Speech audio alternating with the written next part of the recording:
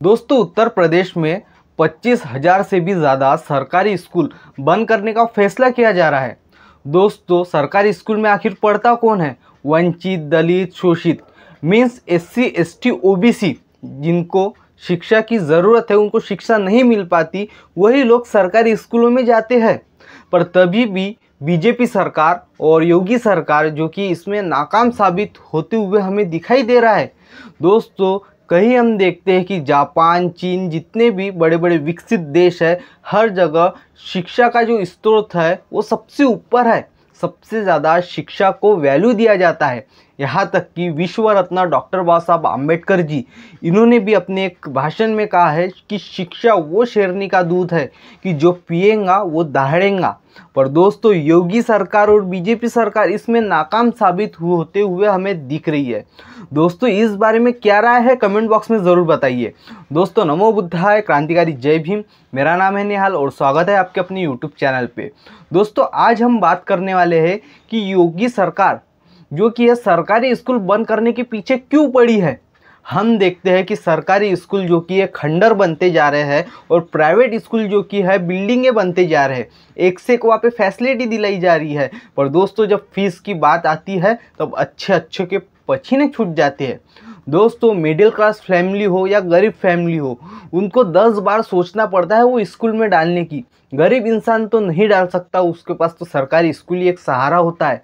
Middle class जैसी न तैसे वो प्राइवेट स्कूल में डाल तो देता है, बट दोस्तों जो आर्थिक तंगी से और आर्थिक परिस्थिति से जो जूझता है, उसमें कहीं ना कहीं कई सारे आत्महत्या तक हो चुके हैं स्कूल को लेके। क्योंकि हर माँ बाप चाहते हैं कि उसका जो बच्चा है वो अच्छी शिक्षा ले। पर दोस्तों, शिक्षा मंत्री हमारे और हमारी जो बीजेपी सरकार है, इसमें हमें नाकाम साबित होते हुए दिख रही है। दोस्तों, कहीं ना कहीं हम देखते हैं कि सरकारी स्कूल के जो टीचर लोग जो पढ़ाते हैं वो बंगलों में रहते हैं और प्राइवेट के जो टीचर है वो झोपड़ियों में रहते हैं। क्योंकि दोस्तों, प्राइवेटिज्म में जो शिक्षक है उनकी जो पगार है वो कम होती है। पर ये जो सरकारी स्कूल में जो सरकारी शिक्षक होते हैं वो सरकारी स्कूल में कम और बाहर ज़्यादा दिखती है। अभी एक आंकड़े के अनुसार एक खबर निकल के सामने आई है कि 20% तो वहाँ पे जो फर्जी लोग निकले हैं, कई लोगों के फेक डॉक्यूमेंट्स हैं और सरकारी सुविधा का लाभ उठा रहे हैं। कहीं ना कहीं हर जगह पैसों का बंटवारा होते जा रहा है, मलाई खाई जा रही है और कहीं ना कहीं गरीब, वंचित ऐसी लोगों का फ़ायदा उठाई जा रहा है।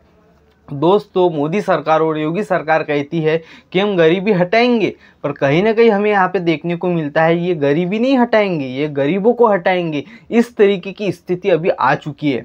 दोस्तों, कहीं ना कहीं प्राइवेटिज्म की अगर बात करेंगे तो प्राइवेट फाइनेंस की मैं आपको उदाहरण देना चाहता हूँ कि एक टाइम था कि उनका जो ब्याज दर था वो सबसे कम था। यानी कि अपन कर्ज लेते थे 10%, 12%, 15%। दोस्तों, वो लेवल बढ़ते हुए 24-25 तक जा चुका है। यहाँ तक कि जो सरकारी बैंक है वो भी अपनी दरें बढ़ाते जा रही है। यहाँ तक कि जो गरीब इंसान है, जो मिडिल क्लास इंसान है, उसकी आमदनी के ऊपर कोई असर नहीं हो रहा। जो खेती करता है, उसकी जो फसल है, उसके आमदनी के ऊपर कोई असर नहीं हो रहा। उल्टा वो उसके रेट कम कराए जा रहे हैं और जो मंडी के लोग हैं उसको आगे बढ़ा के बेच रहे हैं और आम जनता के पास जो कि है महंगाई आ रही है। सरकार इस विषय पे चर्चा नहीं कर रही है, पर शिक्षा उनके नज़रों में खटक गई है। दोस्तों, आखिर सरकारी स्कूल में पढ़ता कौन है? सरकारी स्कूल में वही इंसान पढ़ता है जिसकी आर्थिक परिस्थिति डाउन हो। दोस्तों, जब देश आर्थिक स्थिति में ताकतवर साबित होगा तब जाके कहीं ना कहीं विश्व गुरु बन सकता है, कहीं ना कहीं तरक्की कर सकता है। एग्जाम्पल के लिए हम चीन देख लेंगे, जापान देख लेंगे। ऐसी कई सारे विकसित देश है जिन्होंने शिक्षा का स्रोत को सबसे ज़्यादा बढ़ाया है। दोस्तों, माननीय चंद्रशेखर आज़ाद ने भी अपने कई सारे स्टेटमेंट में कहा है कि चाहे वो मंत्री का बेटा रहो, चाहे वो गरीब का बेटा रहो, चाहे वो किसान का बेटा रहो, शिक्षा का स्रोत सबको समान होना चाहिए। मंत्री का बेटा जहाँ पढ़े वहाँ गरीब का भी बेटा पढ़ना चाहिए। क्यों इसमें भेदभाव होना चाहिए? यहाँ पे भी हमें भेदभाव ही देखने को मिलता है। कहीं ना कहीं ये हिंदू राष्ट्र की बात करते हैं और हिंदू राष्ट्र में जातियाँ ख़त्म करने की बात करते हैं और इनकी एक सभा में ये खुद हरिजन बोल के संबोधित करते हैं। दोस्तों, ये हिंदू राष्ट्र है? कहीं ना कहीं ये लोगों के साथ अन्याय हो रहा है।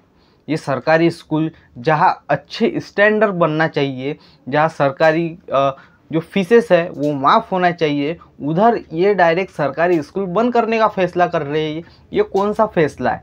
तभी भी इस मुद्दे पर काफ़ी सारे लोगों ने जो कि ये प्रश्न उठाया है, पर मणिपुर जैसे और ऐसी कई सारे कांड हो गए, उनके जैसे बीजेपी सरकार चुप रहेंगी और संसद में, सिर्फ संसद हो गया या बाहर अपने जो भी सभा में है, वो अपने धर्म को लेके जो कि है प्रमोट करेंगे, तो लोग बहकावे में आ जाएंगे। दोस्तों, इसको अंधभक्ति नहीं तो हम क्या कहें? हम किसी के आस्था के ऊपर सवाल नहीं उठा रहे, पर जब जो चीज़ हो रही है उसे इग्नोर करके और धर्म के आधार पे अगर कोई बोल रहा है, उसको मद्देनज़र देखते हुए आप उस सरकार को देख रहे हो, तो उसको अंधभक्ति नहीं तो क्या कहा जाएगा? आज शिक्षा का स्तर बढ़ने को होने के बजाय यहाँ पे शिक्षा को ही कम कर दिया जा रहा है। दोस्तों, भला जो गरीब, वंचित, शोषित लोग हैं वो अपने बच्चों को कहाँ डालेंगे?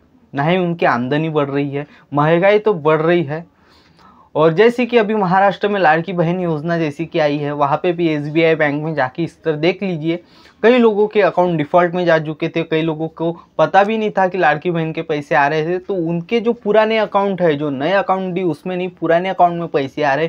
कहीं ना कहीं ये जनता को गुमराह करने का काम ये सरकार कर रही है। दोस्तों, इस बारे में आपकी क्या राय है? कमेंट बॉक्स में ज़रूर बताइए, क्योंकि विश्व रत्न डॉक्टर बाबा साहब अम्बेडकर जी एक ही चीज़ कहते हैं कि शिक्षा वो शेरनी का दूध है कि जो पिएगा वो दहाड़ेगा।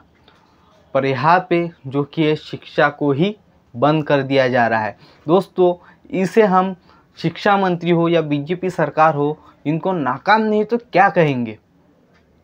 दोस्तों, प्राइवेटिज़म, जो अमीर है वो अमीर बनते जा रहा है, जो गरीब है वो गरीब बनते जा रहा है। कहीं ना कहीं ये सरकार को दिख नहीं रहा है। फाइनेंस मंत्री के बारे में बात करते हैं, कई लोगों के अकाउंट फाइनेंस में डिफ़ॉल्ट तक जा चुके हैं। कोरोना काल से लेकर, नोटबंदी से लेके, वो लोगों की परिस्थिति आज तक स्थिर नहीं हो पाई है। वो लोग मिडिल क्लास जैसी अभी भी वही परिस्थिति में जी रहा है, वो नज़र नहीं आ रही। पर इनकी जो महंगाई है, डेवलपमेंट है, बढ़ते जा रहा है। एक ज़माने में कांग्रेस की सरकार में, मैं राजनीति मुद्दा तो नहीं उठाना चाहता हूँ, पर जब भारत के ऊपर जितना कर्जा था, आज हम देखते हैं कि भारत के ऊपर वही कर्जा बढ़ते जा रहा है। तो इसको सरकार की नाकामी नहीं तो क्या कहेंगे?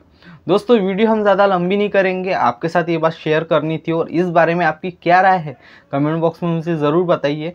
मिलते हैं हमारे नेक्स्ट वीडियो में, तब तक के लिए आप सभी को नमो बुद्धाय, क्रांतिकारी, जय भीम।